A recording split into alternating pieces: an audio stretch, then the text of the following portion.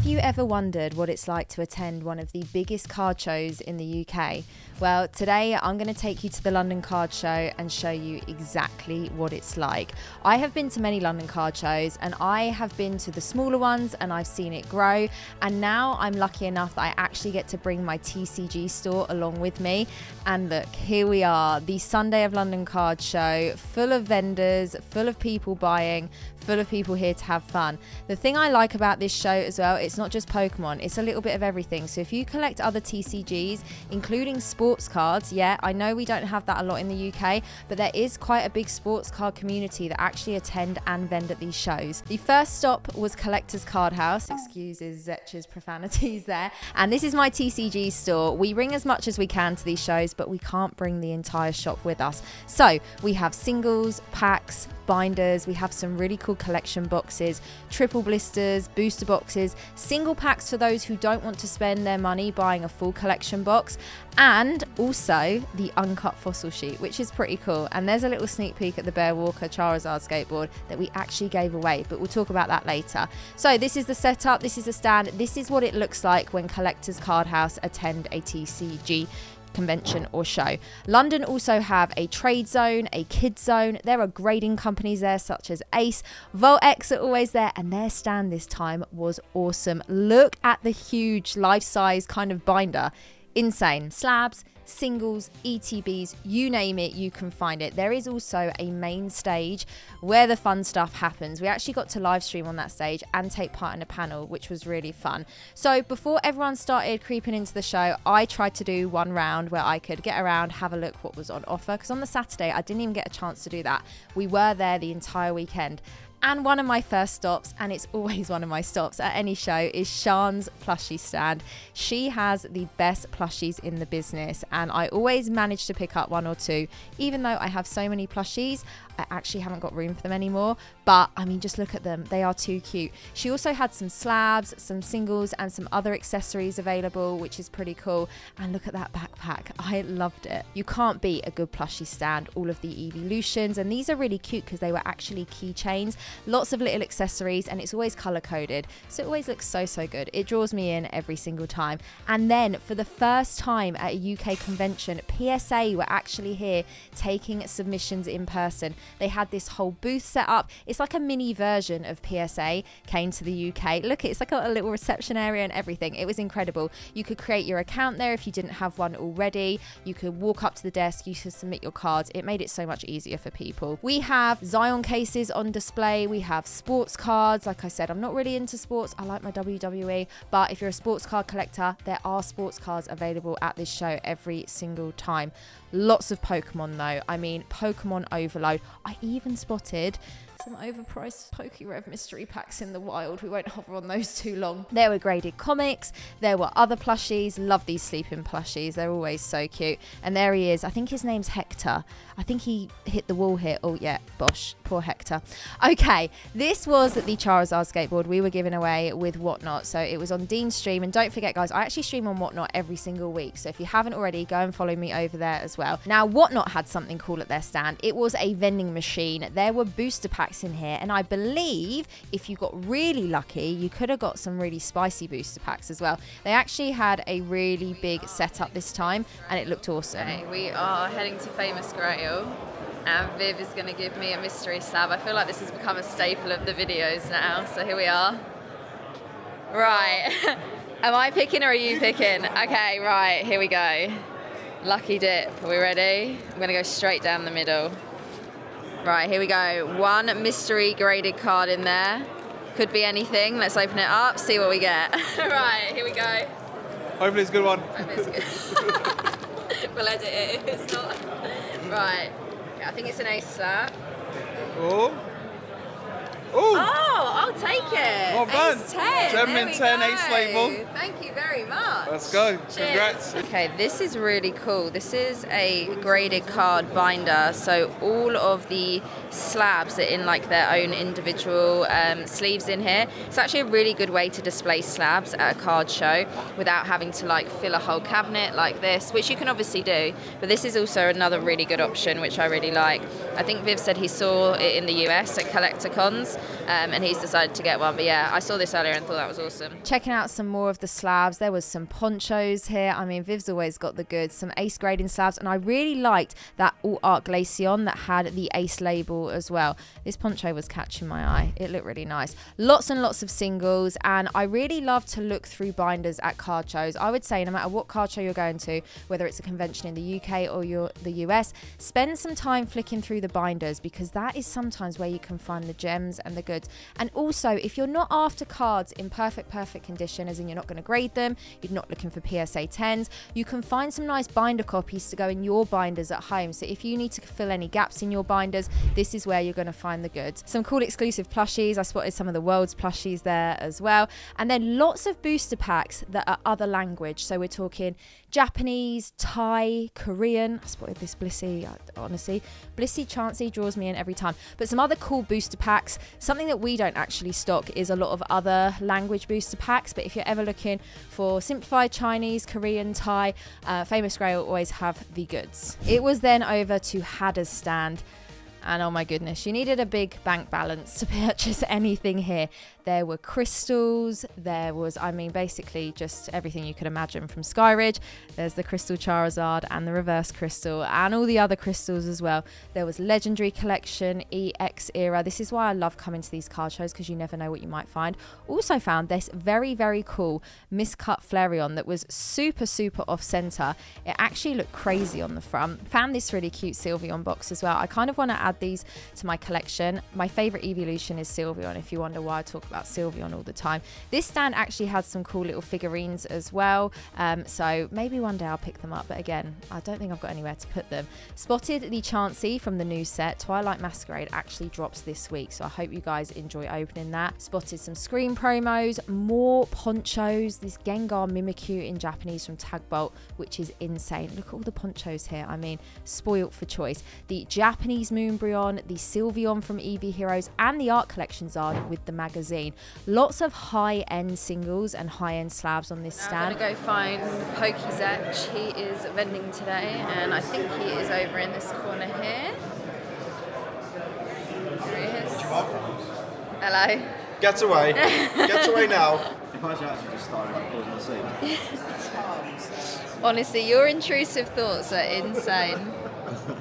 I've got to get this on video. We've also restocked it a little bit. Oh, wow.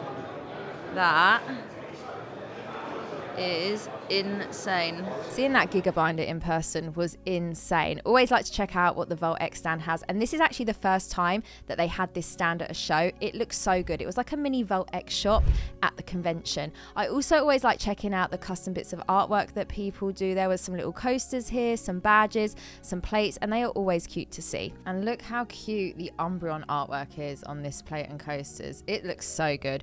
More custom artwork by people, and I see a lot of these people regularly at shows now, and it's always nice to see what they're bringing. Okay, back to the collector's card house stand. The fossil sheet was still there when I got there. A lot of people admiring that one. We had some nice Japanese booster boxes and even an Evolving Skies box, but that pretty much flew as soon as we took it in. We had a little bit of Lorcana and some Magic the Gathering, and the binders had all been restocked as people were going crazy. It was then time to go outside, get a bit of fresh air, and check in on Greg and the butler. Hi, chat. I checked out our neighbours at the show, Third Down Displays, and saw my Pokey Chloe stand there. They create custom stands for people who stream, and they're really good to have in the background. You can basically have whatever you want on them, and a lot of people choose to put their logo. They have lots of other supplies for trading cards. They have sleeves and accessories, everything you can imagine. And we actually were next to them this time at the show, so shout out the guys at Third Down. Okay, heading back around the show to see what we could find. Spotted some sports, but don't know what I'm looking at there, so I'm not going to hover for too long. But I did see some Top Trumps, and I remember playing with Top Trumps when I was a kid. That is crazy. More plushie stands, more of the Pokemon Fit plushies, and there were some nice ones here, but I didn't pick anything up because I'd already spent my budget with Sean. Found a Korokoro Mew in the wild, some other really nice like vintage and modern high-end slabs here. I even spotted a Crystal Charizard in the middle. And then it was over to Collectible Power, who always have the vintage goods. They have slabs, they have boxes, they have a jungle box and a base box, even some loose first edition jungle packs. They always have the goods, always high-end vintage. Charizards in case you needed any, a few modern cards thrown in there as well, and lots of loose booster packs. So if instead of picking up an entire vintage box, you could go ahead and maybe pick up a loose pack here or there. And then I spotted that the jungle box was actually in a Chloe custom case. That was awesome. I really like this Mimikyu and I kind of wished I picked it up. I actually love Mimikyu. I'm starting a Mimikyu binder, but that slab wouldn't be able to go in the binder, so maybe I'll have to buy it raw. Found some actual custom cards that someone had made of Pokemon, and it's like stained glass, kind of like the Hidden Fates ETB, but Eevee, Umbreon, that looked awesome as well. There was some little Pez accessories. I mean, there's always a lot, and I spotted someone wearing a Bulbasaur t-shirt at the London Card Show, which is insane. There was a photo booth where you could go and take your picture. They even had a retro gaming area set up, which was pretty cool. Found these little knitted Pokemon, which were giving me creepy vibes, but they're actually quite cute. And then the t-shirts on this stand are awesome. It's like a play on words, so you got like Weeping Bell. I have a Smoliv Garden t-shirt, which I love, and some just really cool artwork on there. It is, love the Smoliv Garden. Just some cool artwork on the t-shirts, but I love the little catchphrases on them. Topps had a big stand at the show like they always do, and they were parked next to Whatnot. Lots of people actually live streaming from the show this time as well. Headed over Ace to check out some of the slabs they had on display, and then I headed over to Chibi Collectibles. Log on.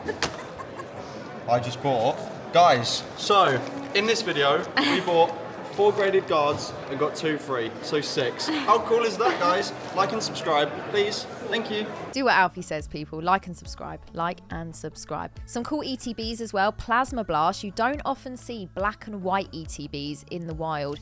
And an XY base. Look at the little Pika sitting on top of that. He looks like he's been squished. I don't know what happened to Eevee. Some cool plushies, as always. Sam always has the plushies. And then a lot of good singles as well. Quite a lot of vintage and a lot of the XY Sun and Moon era full arts as well, which are really nice. Some cool Pikas. I even caught Zetch in the middle of a deal as well, counting his cash. He had packs, he had singles, and guys, he had a whole page of ponchos. Can you believe it? Maybe not the ponchos you were thinking of. Full art trainers, a lot of modern in these binders, but a lot of cool cards as well. Lots of cards that you could potentially put in your master sets if you're looking to fill gaps. This stand is insane. The way they stand all the cards and slabs up, it looks crazy in person. Always lots on display. And I mean, where do you even start? What do you pick first? I don't even know. I then headed towards the front of the show just to check out Collector's Card House again. Make sure the team were doing okay and they didn't need my help. Shout out to the team, shout out to the butler.